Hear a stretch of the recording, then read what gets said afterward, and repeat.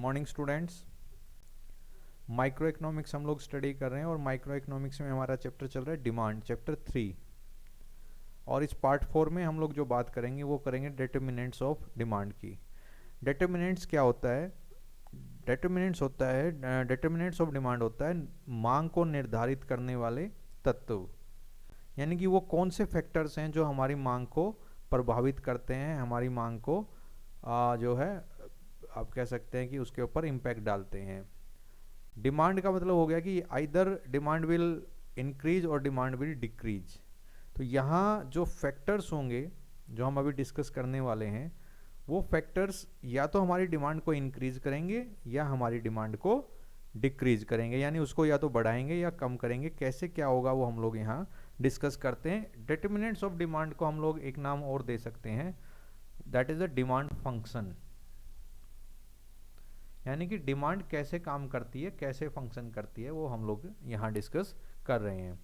इसके दो टाइप्स होंगे स्टूडेंट्स, एक इंडिविजुअल और दूसरा मार्केट, यानी कि individual demand function and market demand function. जो इंडिविजुअल डिमांड फंक्शन में क्या होता है वो हम लोग देखते हैं। इसका बनता है, ये हमने बनाया, हम लोग पहले स्टडी करते हैं इंडिविजुअल डिमांड फंक्शन की। तो इंडिविजुअल डिमांड फंक्शन है D X is equal to F P X P R Y T and E. D X क्या हुआ हमारा? Demand of quantity X. हम लोग एक प्रोडक्ट लेके चलते हैं एक्स, और यहाँ हम स्टडी करेंगे उस एक्स प्रोडक्ट की डिमांड, यानी कि एक्स प्रोडक्ट की डिमांड किन किन फैक्टर्स के ऊपर डिपेंड करती है। तो वो डिपेंड करती है पी एक्स पे, पी आर पे, वाई पे, टी पे और ई पे। ये क्या है हम लोग एक्सप्लेन करते हैं, और कैसे करती है वो भी हम लोग एक्सप्लेन करते हैं। तो function of P x is what? Price of x, यानी कि एक्स की डिमांड सबसे जो एक नंबर है वो प्रभावित होती है प्राइस से। ये नहीं आएगा, इस तरफ आएगा, तो प्राइस से। डी एक्स गुड्स एक्स की डिमांड डिपेंड करती है एक्स के प्राइस के ऊपर, यानी कि अगर प्राइस इंक्रीज होगा तो क्या होगा? इस केस में प्राइस इंक्रीज होगा तो डिमांड डिक्रीज होगी, और प्राइस डिक्रीज होगा तो डिमांड इंक्रीज होगी। ये प्राइस और डिमांड का बन जाएगा।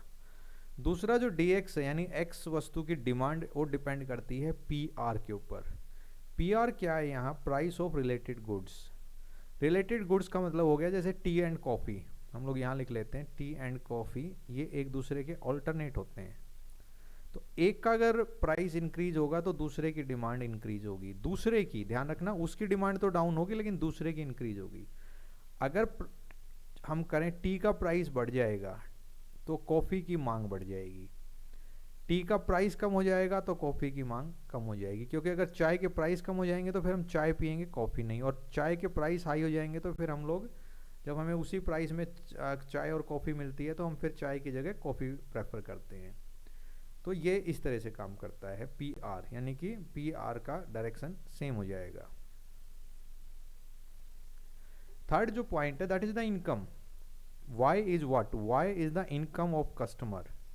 जब कस्टमर का इनकम बढ़ेगा तो डिमांड बढ़ जाएगी, और इनकम कम होगी तो डिमांड कम हो जाएगी। तो ये इस तरह से हमारा काम करता है। ये किस लिए है कि जब, ऑफ कोर्स सिंपल सी बात है, अगर मेरी इनकम बढ़ेगी तो मैं डिमांड ज़्यादा करूंगा, और इनकम कम होगी तो मैं डिमांड कम करूंगा। नेक्स्ट है T. T is what? T is the taste and preference of the customer. अगर कस्टमर का टेस्ट किसी या प्रेफरेंस किसी चीज़ को लेके बढ़ गया तो वो उसकी ज़्यादा डिमांड करेगा, और किसी चीज़ को लेके अगर उसको लगता है कि आउट ऑफ फैशन हो गया है, इसमें टेस्ट नहीं है, या उसको किसी खाने के किसी प्रोडक्ट का, फूड का अगर टेस्ट अच्छा नहीं लगेगा तो फिर क्या होगा? वो उसकी डिमांड को कम कर देगा। तो ये हो गया हमारा टेस्ट। ई हमारा क्या होता है? एक्सपेक्टेशंस। एक्सपेक्टेशंस का मतलब है that is one kind of rumour or something related to the future uncertainty.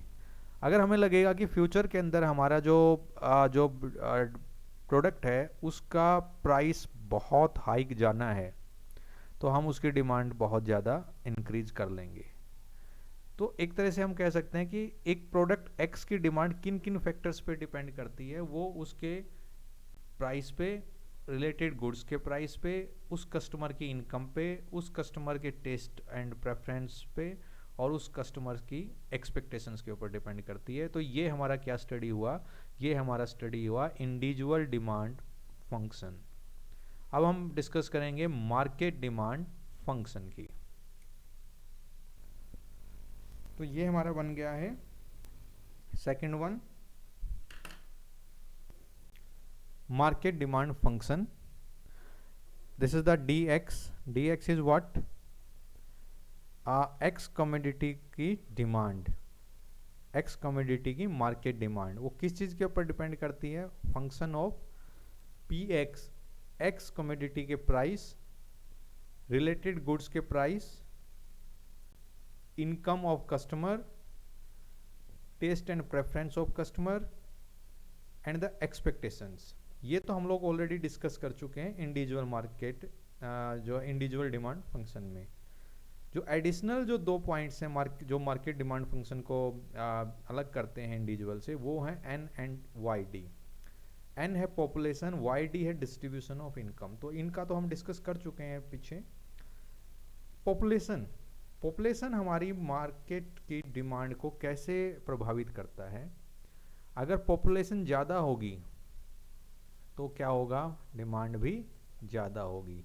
India इसका बेस्ट एग्जाम्पल है। हमारे कंट्री का बहुत ज़्यादा पॉपुलेशन है, that's why India is the big market for rest of the countries. पूरी दुनिया के लिए इंडिया एक बड़ा मार्केट किस लिए? क्योंकि इंडिया की जो पॉपुलेशन है दैट इज़ ऑलमोस्ट 150 करोड़।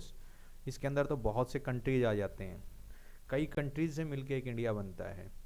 तो हमारी पॉपुलेशन ज़्यादा है, इसलिए हमारा मार्केट जो है वो आप कह सकते हैं कि दूसरों को प्रभावित करता है।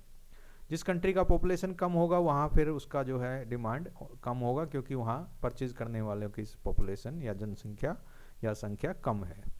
और वाई डी है डिस्ट्रीब्यूशन ऑफ इनकम। ये कैसे करता है काम? अगर किसी कंट्री के अंदर डिस्ट्रीब्यूशन ऑफ इनकम सभी क्लास लेवल जो लोग हैं, अपर क्लास लेवल है जैसे, मिडल है और लोअर है, तो अगर मान लीजिए किस कहीं ये तीनों कैटेगरी ना होके जो इक्वल है, अगर डिस्ट्रीब्यूशन इक्वल है तो वहाँ क्या होता है? डिमांड हाई होती है। लेकिन जहाँ इक्वल नहीं है, अपर मिडल और लोअर की कंडीशन आ जाती है, मतलब कुछ लोगों के पास बहुत पैसा है और कुछ के पास बिल्कुल पैसा नहीं है, ये जनरली 3% होते हैं।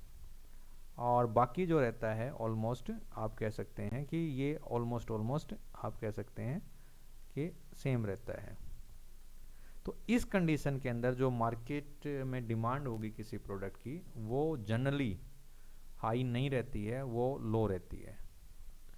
तो डिस्ट्रीब्यूशन ऑफ इनकम भी एक फैक्टर है जो किस प्रोडक्ट एक्स की डिमांड को प्रभावित करता है। अगर वो इक्वल है डिस्ट्रीब्यूशन ऑफ इनकम तो हाई होगी, और अगर वो इक्वल नहीं है तो लो होगी। और पॉपुलेशन ज़्यादा है तो हाई होगी डिमांड, और पॉपुलेशन कम है तो डिमांड कम होगी। So this is the F function of, जो इसको इस रिलेशनशिप को शो करता है मार्केट डिमांड और उसको प्रभावित करने वाले सभी कारक या सभी डिटर्मिनेंट्स को। So this is all about the demand function. Thank you.